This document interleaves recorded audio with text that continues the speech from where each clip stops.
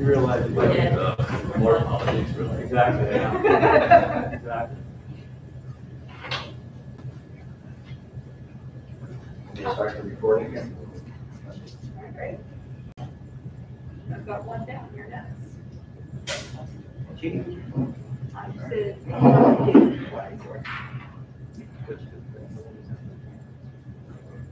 Recording is live.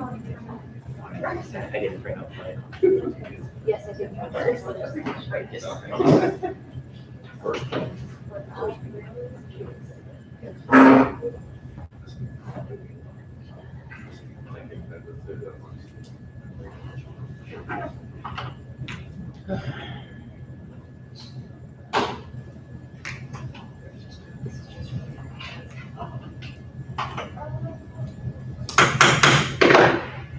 Good evening, everybody. I'll call this meeting to order. I'll ask Doug to call the roll, please. Mayor Petroselli, Present. Councilwoman Diamond, Present. Councilwoman Twinson. Present. I'll ask everybody to please rise and we'll say the I pledge allegiance to the flag of the United States of America and to the republic for which it stands, one nation, under God, indivisible, with liberty and justice for all. All right, thank you, everybody. I'll ask the first order of business will be reading of the minutes of the previous meeting. Mayor, I'll make a motion that we dispense with the reading of the minutes of the September 2nd meeting. And I'll second that. Motion made and seconded. Call the roll, please. Councilwoman Diamond, In favor? Mayor Petroselli, In favor? and Councilman Twinson. In favor. We'll go into the reports of officers and committees. I have a few here on my list this evening. Can everyone hear me? All right. We had responded to the consolidated funding application back in July, and that was for the tunnel that was underneath for 787 through the bridge study. Unfortunately, we were declined the application. We are trying to see why we were turned down by the state. We're going to have an upcoming meeting with them in the next couple of weeks. But alternately to that, through Lindsay at Alta and Paul Murphy and I, we found that there was available funding with the TAP program through DOT, which is a transportation alternative program. We actually are getting ready to apply for that round of funding. That's an enhancement funding program, and it's a modernized alternative in the sense that you could do walking, biking trails, but the main component to that, it connects yourself to transit and to the residential communities. So we found that this program here might be a secondary way to get a bite at the apple for funding for that tunnel. So we're preparing a $3.4 million application, which is going in on the 29th of September. We're requesting 2.7 of that because we need a 20% match, which will be about $685. So again, out of the CFA came this alternative funding that we can respond to, and we're going to apply for that. I didn't think it was that expensive though. Wasn't it supposed to be? Well, there's other enhancements that we're putting in as well with it, Peter. We're looking at it a little bit more collectively, trying to go out a little bit more improvements into the 23rd Street areas and those type of things as well. The downtown revitalization application, we applied for that just the other day, yesterday at 4 p.m. We did receive acknowledgement.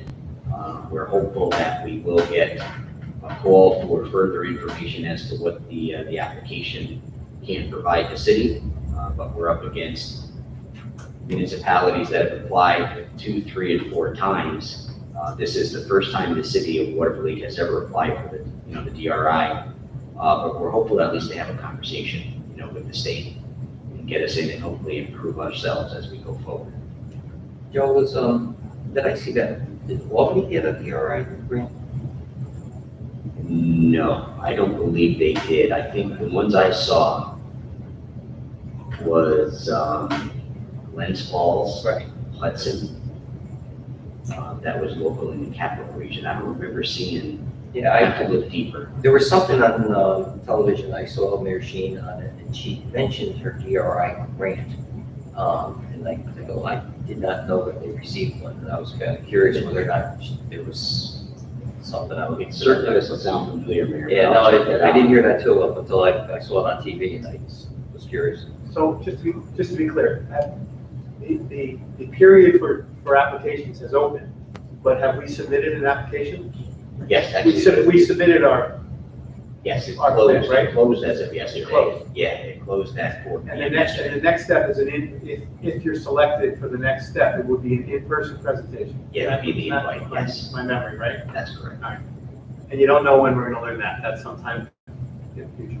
Yes, we're hopeful that we do get that call to prepare an invitation. Do we know how many communities submitted applications? Not at this time. I know, in Capital Region, however many would apply within that. It's hard to say. I believe Cohoes was positioning themselves, Troy was positioning themselves from my conversations with colleagues across, those areas, but it all, determines who put it in. Thanks. Okay, we all know that the 39th annual race is Sunday. Registration opens at 8 o'clock. I think we have over 200 runners, close to 300 now. The fun race starts at 9:30 and the 5K starts at 10 a.m. It's going to be sunny and 70 degrees, so I think we're going to have a great turnout. Make sure you're on time, right?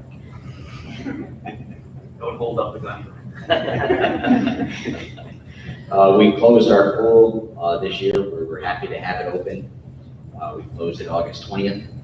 We had about 600 pool passes this year. I think if anything, 2022 will provide for even more enhancements that we'll see at the pool area.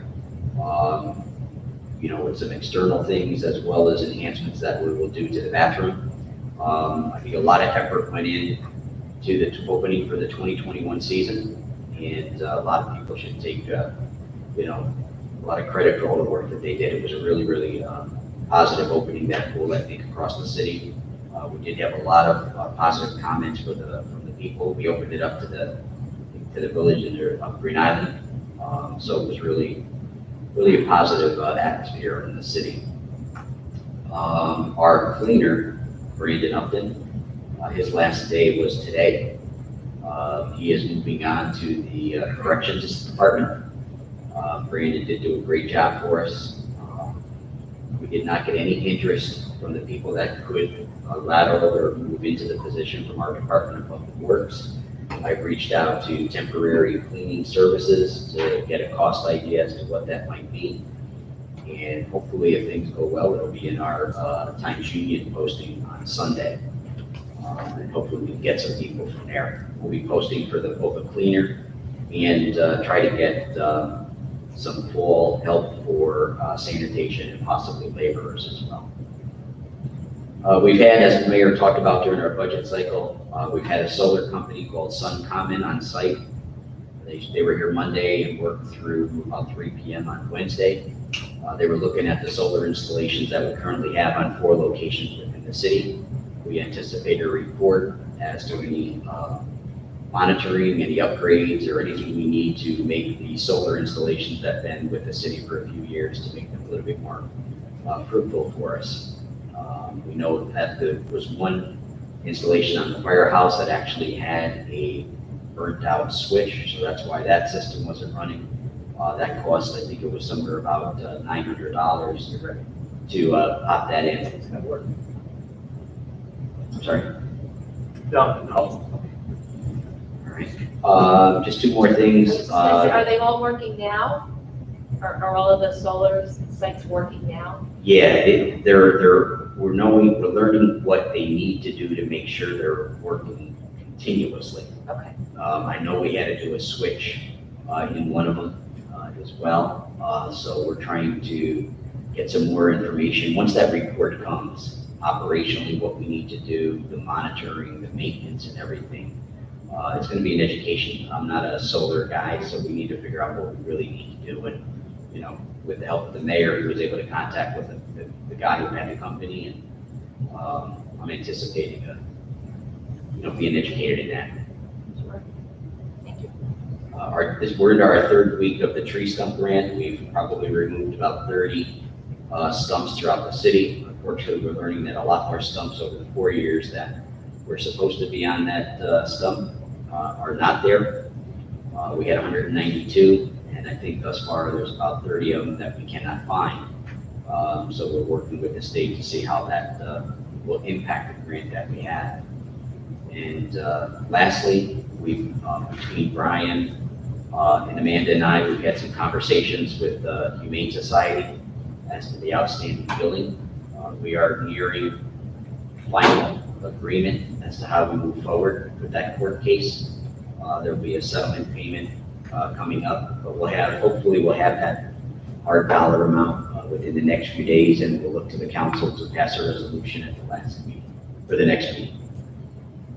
And that's all I have, if there's any questions. Is that bill as high as it was, or is there any negotiating in there, Well, paid in installments or anything? we did our best to negotiate where we could. They're interested in doing another contract with the city of Watervliet. Right now, the contract was kind of halted. There was a court judgment that came down that the homeowner themselves was to pay a portion of that cost, and that was to go directly to the Humane Society. So they reduced the cost overall of that dollar amount, and we're waiting on that balance of what that would be. And that would be, the balance would be subject by the city of Watervliet. Okay. We think the estimate is about 27,000.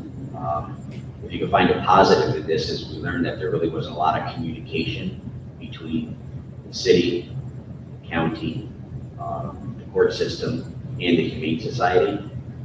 Because had we known where this thing was heading before, there would have been other ways that this could have been treated. That was through that bond capacity that they talked about. They could have set something up. But again, it's a learning, unfortunately, it was a real learning experience because no one was really communicating in the onset of this and how it got started. And we only caught on to it later on. But we're going to find out what that dollar amount is, and hopefully we'll be at the next council meeting for us. There's a bond hearing, right? Isn't that one of them? Well, there could have been one, there was not one. Yeah, but, yeah, there's a statute calls for one. It says that that's one of the available options, the bond hearing. That would, that would affix to the owner, correct? Not Correct. the- You have to that would post a affect the grant. bond in order to continue to have the dog Right. stay over, just the animals stay where they were. And the other thing is, if the owner relinquishes the animal to the Humane Society, then there's no fee at all for the city. That's Would that be correct. correct? That's correct. So in this case, and I don't remember this specific case, but in this case, the owner must have declined to turn the animal over, right? Probably Yes, never asked. except until the very end, actually, I believe did turn it over after the proceeding was over. The real shame here was that as part of the plea agreement, the defendant was directed to pay $8,000 to the Humane Society, which is great for the city, Mhm. but it was not even remotely close to the amount that had accrued. And I believe had the county communicated better with the Humane Society or the city, Right, we could have gotten, not that we still would be primarily Right. responsible, but Right. perhaps there could have been an order for a larger amount. right. I do give the Humane Society a little bit of credit. They're willing to take that $8,000, which is unlikely they will ever receive, And knock it off. and they're going to take it off the bill. Yeah, they're never gonna get it, Right. but a judge could have said 20,000 and they never did 20. Right. And unfortunately, those conversations were had. Yeah, it's, It just yeah. wasn't. Okay, thanks. Just also to add to Joe's talk about the pool, like you mentioned about the pool, we had 9 volunteers keep the splash pads open 7 days a week. You know, probably good 8 to 10 hours a day, which is unheard of in previous years. We did it last year for the first time, and then this past year too. So without them, it would have been, just I don't even know, 4 or 5 hours, 6 hours worth of time, while everybody was in. Great. And Joe, I think, I don't know if there was anything more on the tree committee did meet. And they talk about the stumps and some other programs that they were looking at, especially the tree planting. We haven't heard any more follow-up on the trees that are supposed to be coming from the National Grid bill. But they are going to be holding a memorial tree offering again. If anybody was looking to, purchase a tree again at a specific location, they're going to be looking at that. But more information will come. I don't think there was anything else. There are a few other things with that, basically. Yeah, I know, with that, in talking with Dan, I don't know if it's got to the tree committee or not, but I know we're working on that, how we did that tree keeper, where the city did that inventory throughout the city. We're pulling that over into our GIS system too. And I know we got all the data recently, which we converted over to Novera, which handles our GIS. That mapping will be on our city GIS program. They already have it. They haven't. We got the data, Right. and we transferred that data over to Novera. They're looking at it now, and then they'll come up with a price for me to convert that onto ours. But you're aware of that, right? About that. Yeah, GIS. Yeah, but all the tree keeper information. Yes. You know all about that information. Yes. Okay. All right, if there's nothing else, we'll move into old business, and I don't believe, there's no old business. Okay. We'll move into new business. First on the agenda this evening is ordinance number 2049, an ordinance of the city of Watervliet, New York, amending section 260-30C, which is sign locations, code of the city of Watervliet. Your Honor, I'll make a motion that we move on ordinance number 2049. I will second it. Okay. The discussion, Joe. This ordinance that we had was to remove a specific sign at 409 3rd Avenue. And this ordinance would remove that sign from that location.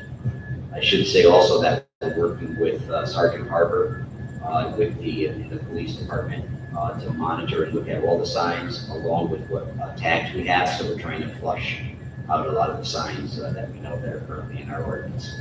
Are we also looking at a more efficient way to do this? Yes.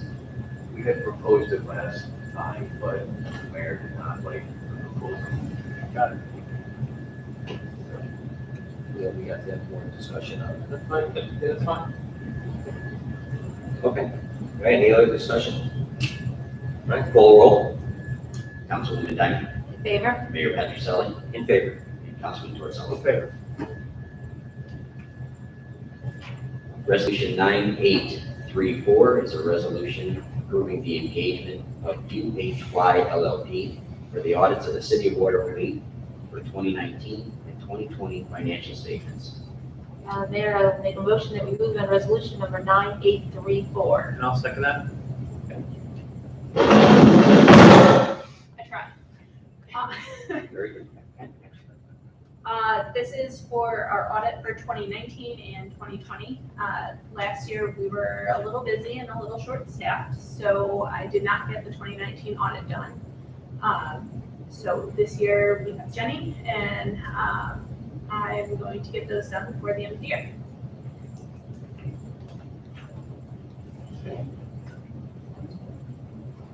Right to me. Looking forward to it. Okay. All right, call the roll, please. Councilwoman Diamond, Favor? Mayor Patricelli, In favor. and Councilman Torzello. In favor? Resolution 9835 is a resolution approving the purchase of a 2015 Chevy Tahoe from the East Greenbush Board of Fire Commissioners. Mr. Mayor, I'll make a motion that we move on resolution number 9835. I will second it. Okay, this resolution was presented to my office for the purchase of a used Chevy Tahoe. The East Greenbush Fire Department was getting rid of this vehicle, and Chief Garrett learned of it. We looked at that vehicle, the purchase of that for $31,500 for a 2015 Chevy Tahoe. It's a larger vehicle, which he needs to carry gear that he carries. The other thing is his current vehicle will be passed down to the police department. And then the police department's Ford Mercury Mariner will be passed down to the code enforcement, and will dispose of our Dodge Durango, which was initially fire chief's car under Donnie Quick. Very good. All right, Sounds good. okay, nothing else, we'll call the roll, please. Councilwoman Diamond, In favor? Mayor Patricelli in favor, and Councilman Tomasello. In favor. Our last resolution for the evening is 9836, and it's a resolution amending the annual budget for the fiscal year of 2021. I will make a motion that we move on resolution number 9836. I'll second that. Go ahead, Amanda. This is a resolution to increase some expense lines as well as increase an unclassified revenue line. Because we're doing 2 years audits in one, we're going to increase the finance auditor cost line. I'm looking to increase the city hall, court, police power line.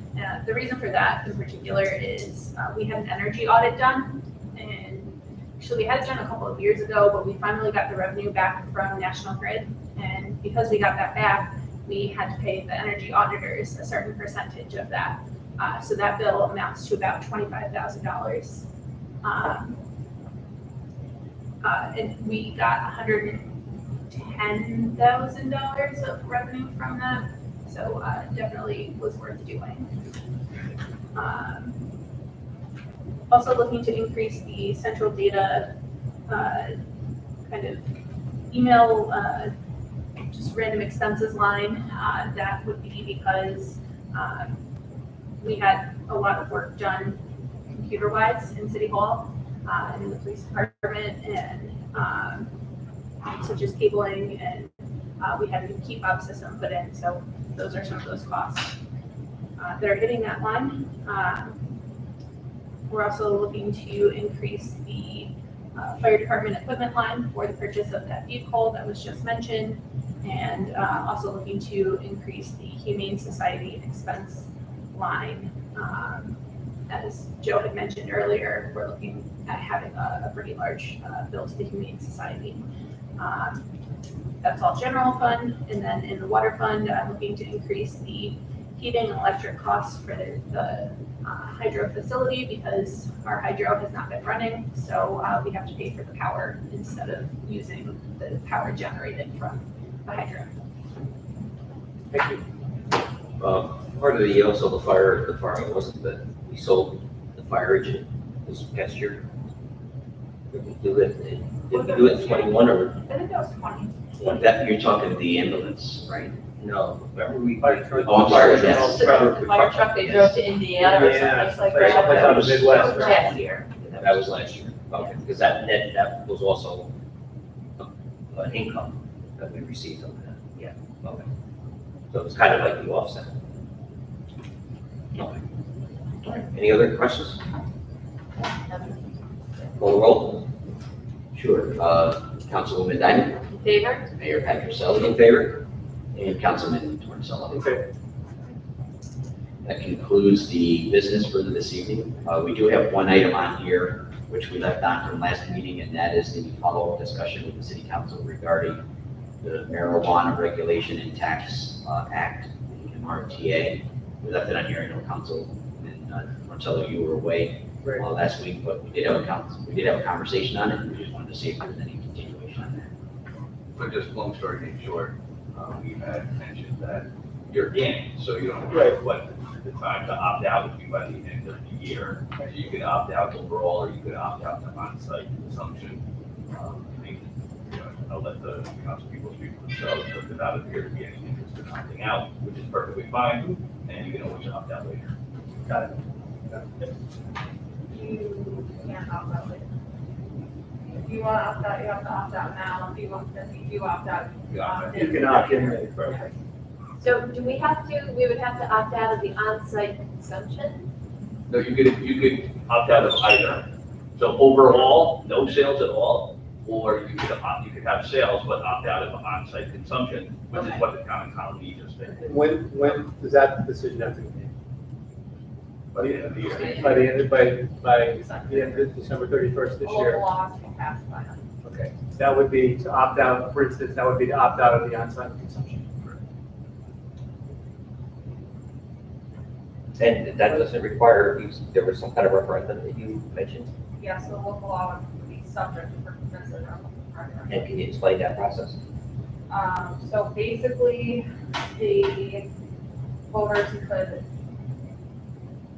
choose to, like, say you wanted to opt out, the voters could choose to have it put on the ballot. They would have to have a petition signed, a certain number of signatures on the petition, and then it would be put on a ballot. And what's that process? I mean, It would have to be probably a special election. I don't know if there would be an election. Well, there's an election in November, but you could not get anything on the general election ballot right now. Right. So you'd have to schedule a special election. I don't know whether that would have to happen this year. Because typically there's time frames associated with getting things on a ballot and scheduling the special election. well, how's Colony? I was just gonna ask that. I don't know the answer to what, so it's permissive, and I think you have to come up with a certain percentage of the electorate has to sign the petition. Permissive referendums are extremely rare. But we can That's not generated by the council or the city, that's generated by the public at large, right? Correct. Some citizens who have a concern on that issue would create a petition, circulate a petition, get the petition signed, and then if they have the proper procedure and proper numbers, then it would be placed on the ballot. That's not something that we would do. Right. That's correct. Right. Is that correct? Okay, The action we would take against you doing something that we didn't agree with. correct. If you opt out of Either the on-premise, way, right? and I decided you made a mistake, I would go get a Right. petition signed. Right. So was there any, Just- was there any discussions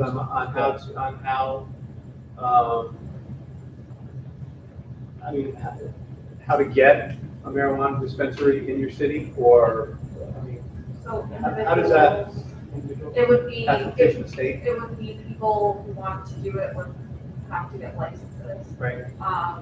It's all through the state, but so if you opt out, then you don't have Right. anything to worry about. If you don't, you will be, they have to notify you that they are applying to have, one or both. Right.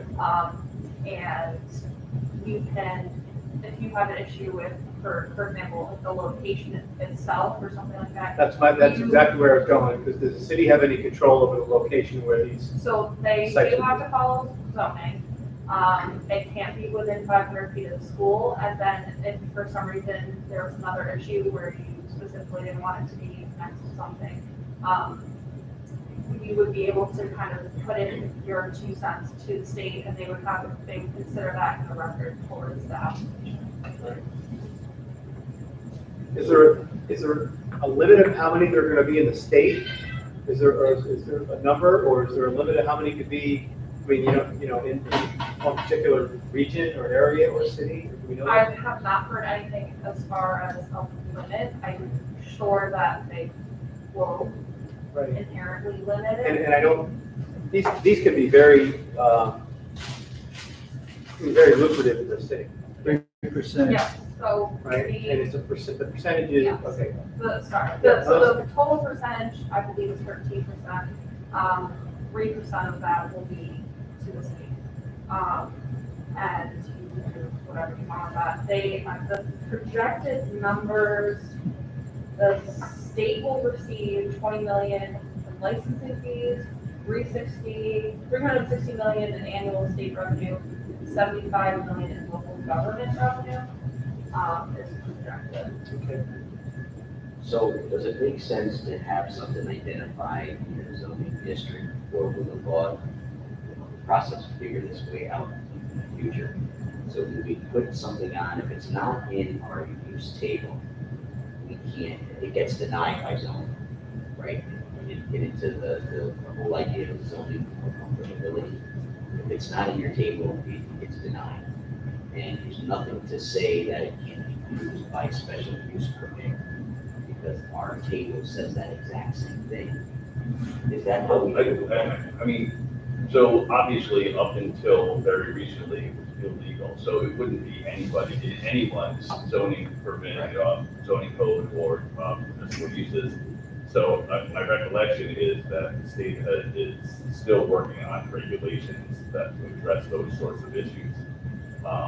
But my guess, and it's really only an educated guess, is that you're gonna treat it like any sort of retail establishment for now, until they get more particular down the road. That makes sense. They We can were treat it gonna like a consider liquor store. doing something like I mean, that. ultimately, that would probably be the model. Yeah. They did say that the overseeing authority will be similar to the State liquor. state liquor authority. Yeah. But the placing of them here is not gonna be like, when they were going out for, casinos or whatever, it's not gonna be It's like not that, that. okay. You're gonna put your application in, does it, are you funded properly, just like, probably similar to like when you submit a liquor license for a liquor license. Right.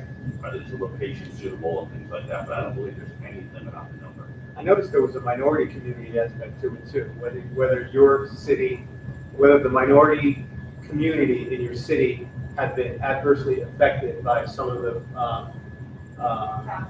past marijuana, and it's to right some of the wrongs that they didn't. That's one of the aspects of the certain things. Right? Yeah, and that's my question as well. Chief, do you have any experience in this so far? Have you been in any conversation with any? No, from a law enforcement perspective, the New York State Chiefs Association and the International Association of Chiefs of Police are still doing a ton of research on the enforceability of what we're gonna be able to do and not do. It's kind of changed the path a little bit, in particular to driving, and they're having a lot of issues with parks and smoke going on to other people. So, as far as dispensaries, I have no experience or specific insights into that. Do you know PJ McKenna? Remember PJ McKenna was a detective for City of Albany? I do. He's got he's involved in this at a high level, and he's involved in the medical marijuana aspect of it. He'd be a really good He's researcher. working for the state now. He's working for the state in an added dispensary. He runs a dispensary that is located in, I think, like Queens Hollow, way out there. Okay. Sort of out that way. He's a pretty good. I'll reach out. He's very knowledgeable, so that might help. Because he's got the law enforcement background. He's got the law enforcement background.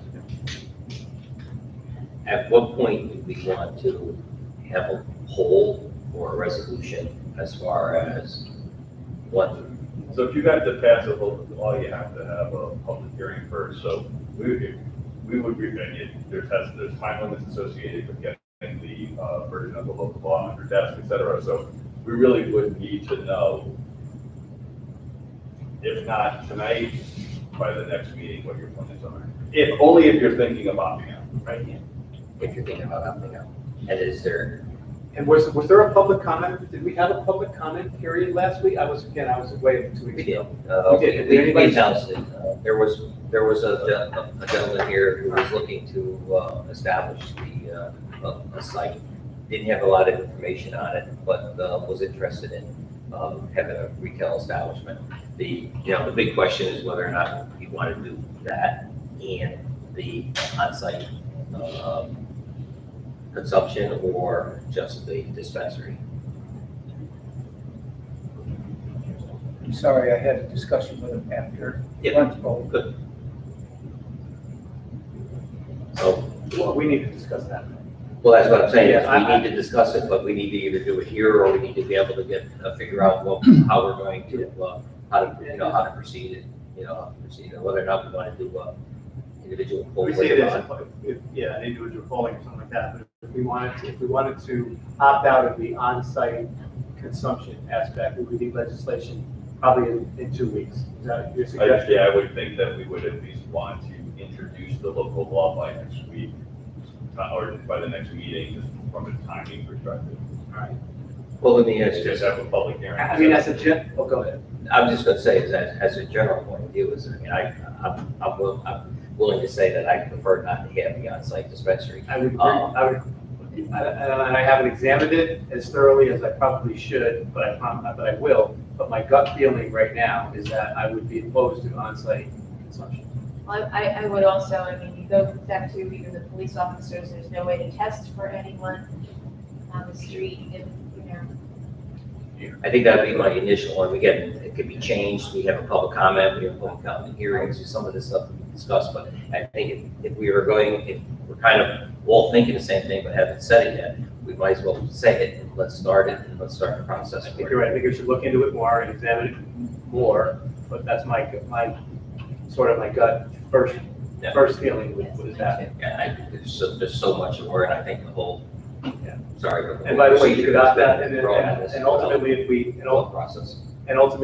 you can opt out of that down the road, correct? Or how that, Excuse me, you can opt in. Yes, That's yes. You're opting out of the opt-out. Right. Yes, opting out of the Double opt-out. negative. This may be a ridiculous question, is there anything anywhere where it talks about like like how many people could be in a facility or in an on-site consumption dispensary? Like, No, and I 20 think that would come down to probably somewhat similar to a zoning thing where it is, and here there's capacity limits, any, Yeah. sort of Right, situation like so that. it's Sure, there will individual, be. each individual license would be And reviewed. the size of the building. Right. Yeah. Almost like what else is harsh. Right, okay. In my mind, I'm viewing these things as a liquor store, not as a bar where you would go in Yes. and consume, Right. consume I marijuana. equated to that also. I kind of equate it to liquor, Right. that's mine. Or a cigar place where you buy the cigar and then go in the smoking room. That would, I Same thing. Yeah. don't a equate. better example. Yeah. Exactly what the situation would be. So then, that's pretty much where we'll go for the public hearing. Yeah, so we'll start drafting something. Okay. We'll have it ready for at least discussion purposes at the next meeting. And we'll have to start counting back on the calendar to make sure we're meeting all the Right. time. Right. Okay. So we can do that. The colony's got a template, right? Oh, yeah. Definitely, No, we go to that. I know, no, I know, I do. definitely,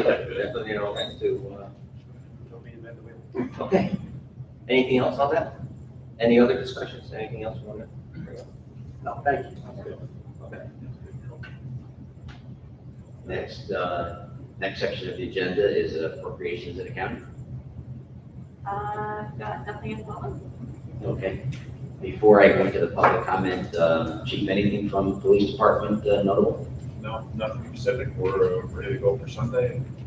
Excited to be a part. That leads us to the public comment period. The public would be invited to speak. They come up to the microphone, give their name and address, and I believe you will have 3 minutes for your comments. So we'll leave that open. Again, just your name and address.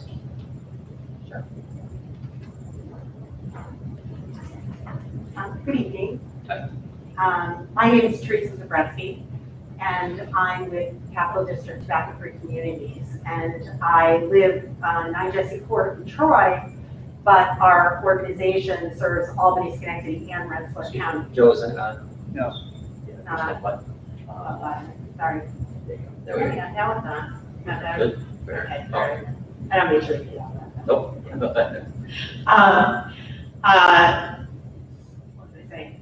Oh, that we serve all 3 counties. We're a program of St. Peter's Health Partners, which is funded by the New York State Department of Health with 3 goals: to reduce tobacco use generally, to keep kids from ever starting, and to also promote protections from secondhand smoke exposure. So I was in this position in 2010 when the city of Watervliet first initiated a no tobacco use policy for all the city parks. But a lot has changed since 2010 when that policy went into effect. And a couple of things in particular. For one, e-cigarette use has proliferated. particularly among high school aged youth, prompting the U.S. Surgeon General to declare youth use of e-cigarettes an epidemic, and also prompting the state of New York to restrict the sale of flavored e-cigarettes, which have been so popular with young people. And as we've already been discussing, the other second thing, major thing that has happened is the legalization of recreational use of marijuana. And while municipalities all over the state are now grappling with opting in, opting out, it also has an impact on existing smoke and tobacco-free policies as well. So whatever the benefits are of decriminalizing recreational marijuana use or e-cigarettes in some contexts, the bottom line is that they do pose a threat to the existing smoke-free policies that are in place. And while New York State prohibits marijuana use and e-cigarette use in all places where New York State law prohibits tobacco use, that doesn't include local municipal parks and property. And what we know about secondhand marijuana smoke, what we know about e-cig aerosols, whether you're vaping cannabis or nicotine, is that the aerosols and marijuana smoke contain a lot of the same kinds of harmful chemicals and particulate matter that is in secondhand smoke. And that's just one of the many benefits of restricting the use of all products that can be smoked and all products that can be vaped. So we provide, or we can provide, if you're interested in considering expanding your current provisions to more comprehensively protect people from aerosols from e-cigs and smoke from cannabis and tobacco, in providing some examples of what other communities have done locally and across the state, sort of suggested language, not suggested language, but language that has been used and adopted to make it a little bit easier for moving those things forward. And we can provide and inform in whatever way might be needed. One of the other things that we still have the ability to provide, even in these difficult times, is free metal signage. We provided it in 2010 for your city parks, and we can provide signage that communicates a new policy, including a more than just tobacco use. And that's a huge help to municipalities that we're happy the state of New York has been able to continue to provide. So I know I'm limited to only a couple of minutes. I will follow up with all of you in an email providing you additional information and my contact information. We're all working remotely, so all that information isn't on my old business card. I'll send you all of that, and I would welcome the opportunity to have a conversation or to facilitate any efforts to, make your shared public spaces healthier and safer for the folks who use them. So I just wanted to stop in and tell you what we do and how I might be able to help, because especially with the legalization of marijuana, this issue has come up for lots and lots of local municipalities. And for those that I haven't had contact with, I just wanted to touch base on that. Thank you. Good, thank you. Thank you. Very much. Appreciate it, thank you.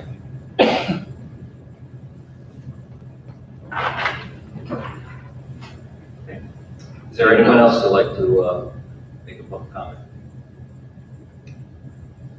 Do I have to do it again? What about, I'm still looking for my sign.